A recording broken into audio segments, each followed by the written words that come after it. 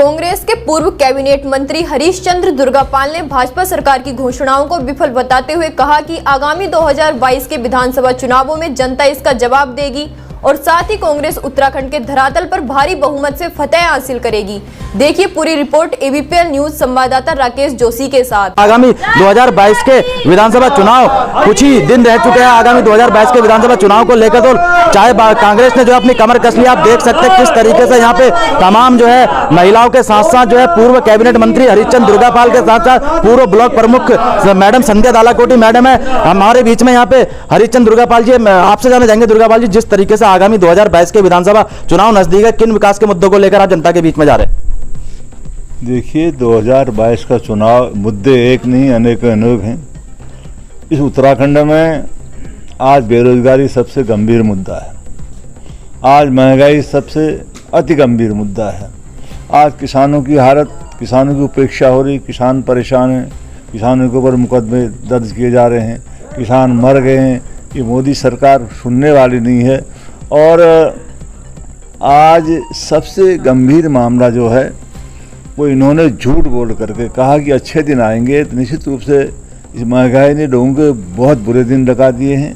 घर की रसोई खराब हो गई है, पेट्रोल डीजल के दाम बढ़ने से सारे कारोबार, चाहे किसानों के कारोबार हों, चाहे हमारे व्यापारियों के कारोबार हों, इस आम जनता पर उसका असर पड़ा है, इससे महंगाई और बढ़ी है। दुर्गापाल जी, एक चीज और जानना चाहेंगे, जिस तरीके से अगर 2022 के विधानसभा चुनाव में अगर जनता कांग्रेस को आशीर्वाद देती है तो इन सारी चीजों में चाहे महंगाई की बात करें, चाहे सड़कों की बात करें, क्योंकि ये लालगढ़ विधानसभा में जो सबसे बड़ा मुद्दा आता है सड़कों का मुद्दा आता है, इन सारी चीजों में वो लगेगी लगाम। लालकुआं विधानसभा के तो मुद्दे बहुत हैं। बिंदुखत्ता राजस्व गाँव ठंडे बस्ते में है, लालकुआं को निवासियों का मालिकाना हक ठंडे बस्ते में है। ये तो वह क्षेत्रीय मुद्दे हैं, लेकिन सबसे बड़ा मुद्दा आज देख रहे हैं, आजकल आप अखबार में छप रहा,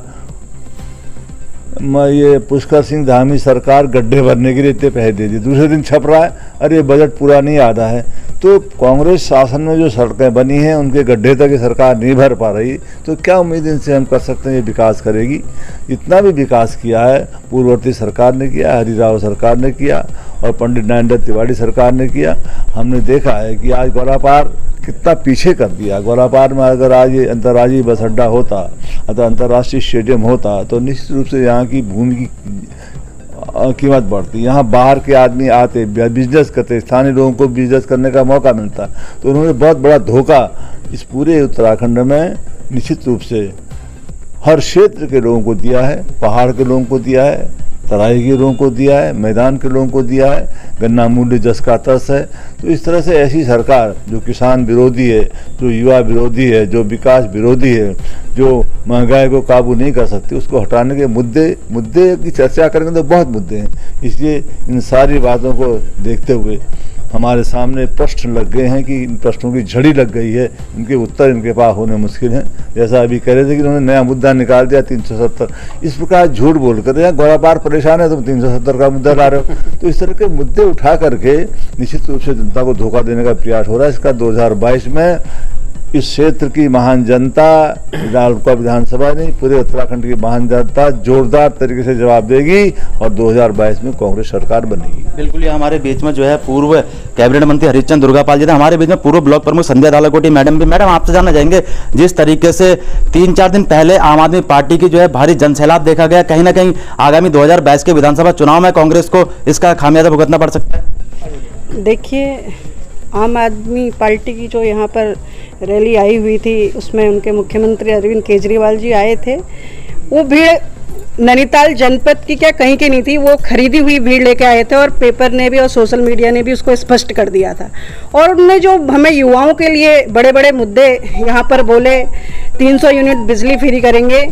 आज ही के सोशल मीडिया में मैं देख रही थी, मनीष सिसोदिया जी ने ये बोल रखा है कि उनको करोड़ों रुपया चाहिए, अभी वो अपने कई लोगों को वेतन नहीं दे पा रहे हैं। तो ये सरकार झूठी सरकार है। अब यहाँ खाली हमारे युवाओं को, महिलाओं को और कई लोगों को बेरगलाने के लिए आ रही है, लेकिन हमारी जनता अब दृढ़ संकल्प ले चुकी है। मिशन 2022 सिर्फ कांग्रेस के साथ है। कांग्रेस एक विकास की पार्टी है, जिसने जिस देश को आज़ाद कराया वो पार्टी है।